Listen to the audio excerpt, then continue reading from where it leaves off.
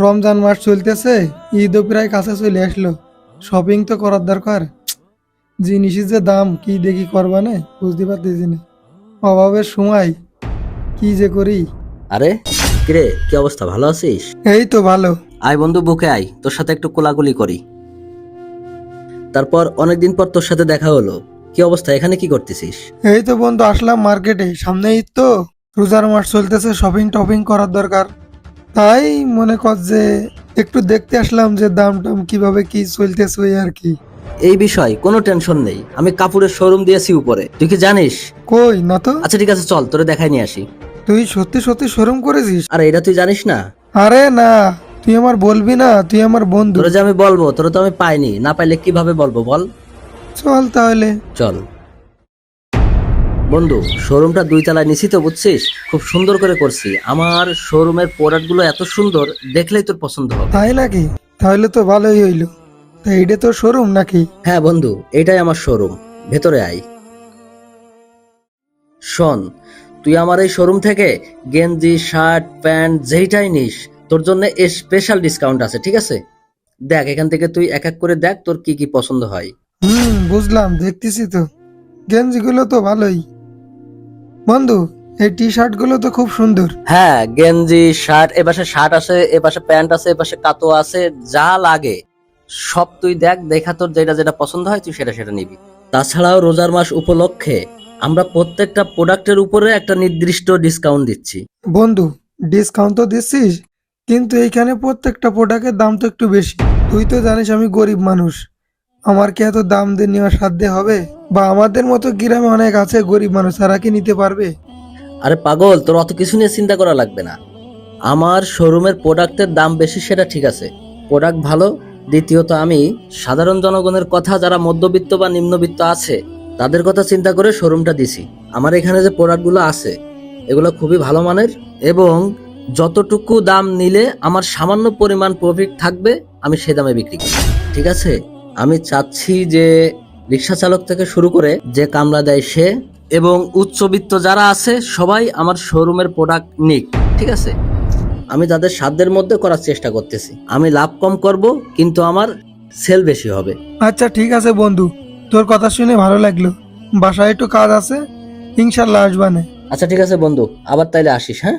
আচ্ছা ঠিক আছে বন্ধু, আসবানে, চিন্তা করার কারণ নেই। আচ্ছা যা। 6 দিন পরে বন্ধুর দোকানে আসলাম, দেখা যাক কিছু নেওয়া যায় কিনা।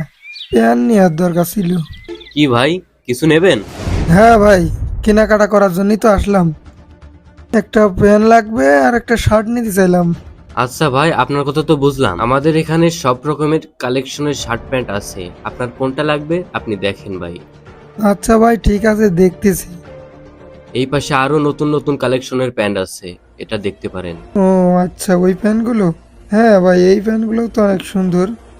আচ্ছা ভাই, এই প্যান্টগুলোর দাম কেমন? এইটার দাম তো 1200। কি বলেন ভাই? শোনেন ভাই, কোয়ালিটি ভালো, দাম তো একটু বেশি পড়বেই। কিন্তু আমার বন্ধু তো বলিল একটু কম সম করে রাখবে না। আরে ভাই, ওসব বন্ধু বন্ধু বাদ দেন, এই প্যান্টটার দাম 1200 টাকা। 1200 টাকা দেয়া লাগবে না ভাই, 1000 টাকা দিন। ভাই আপনার 1000 টাকা দেওয়া লাগবে না, আপনি 900 টাকাই দিন। তাহলে ম্যানেজারের কাছে 700 টাকা দেন, আর আমার কাছে 200 টাকা দিন, তাহলে আপনার 100 টাকা বাঁচবে না। ও আচ্ছা, তাহলে এই নিন ভাই, তাহলে প্যান্টটা প্যাক করে দেন। আচ্ছা ভাই, দিচ্ছি।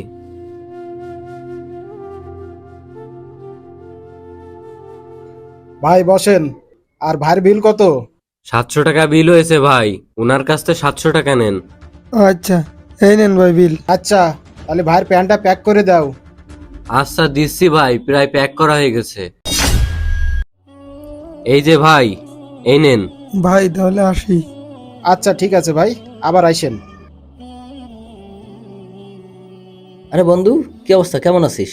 আমার শোরুমে গেছিলি, কি কিনলি? এই তো বন্ধু, একটা প্যান্ট কিনলাম।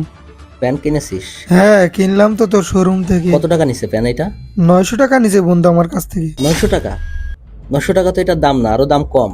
আচ্ছা চল তো আমার সাথে, দেখি এত দাম বেশি নিল কেন। আচ্ছা চল তাহলে, বিশ্বাস না হলেই। আয় চল, আয় বন্ধু, ভেতরে আয়, ওখানে বস, প্যান্টটা আমার কাছে দে। ম্যানেজার, এই প্যান্ট কত টাকা নিছো এর কাছ থেকে? প্যান্ট তো বস 700 টাকা নিছি। 700 টাকা? এই তোর কাছ থেকে কয় টাকা নেছে? 900 টাকা নেছে বন্ধু। ওই যে ও বলতেছে 900 টাকা নিছো। না বস, 700 টাকাই তো নিছি। 700 টাকা নিছো মানে? আমার বন্ধু কি মিথ্যা কথা বলতেছে? ও বলতেছে 900 টাকা নিছো। না বন্ধু, তুই বিশ্বাস কর, 900 টাকাই নেছে।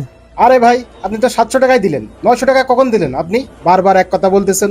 বুঝলাম না ভাই, সে কখন থেকে এক কথা বলতেছেন। আরে আপনার দিলাম 700 টাকা, আপনার কর্মচারী দিলাম 200 টাকা, তাহলে কয় টাকা হয়? 900 টাকা না?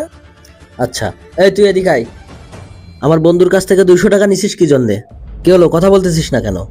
700 টাকার প্যান্ট 900 টাকা বিক্রি করে 200 টাকা বেশি নিলি কি জন্য, সেটা আগে আমারে বোঝা তুই। তোরা ওর কাছ থেকে নিলি 900 টাকা, আমার বন্ধু পরিচয় দিছে, তারপরেও তোরা দাম বেশি নিছিস। প্রথম অপরাধ। দ্বিতীয় অপরাধ হলো, আমি তোদেরকে কি বলেছি, রোজা রমজান মাস আমাদের প্রোডাক্ট যে টাকায় কেনা তার থেকে 50 টাকা বেশি দাম নিয়ে বিক্রি করার কথা বলেছি। আমরা লাভ কম করব, সেল বেশি হবে। সাধারণ যেসব জনগণ আছে, গরিব মানুষ আছে, আমার এখান থেকে পোশাক কিনে নিয়ে গিয়ে পড়তে পারবে, আনন্দে ঈদ করতে পারবে। আর তোরা কি করতেছিস এইগুলা? এই কারণে রাখছি তোদেরকে আমি। ম্যানেজার, তুমি থাকতে এরকম একটা কাজ হলো কিভাবে? তুমি এগুলো খেয়াল রাখবা না?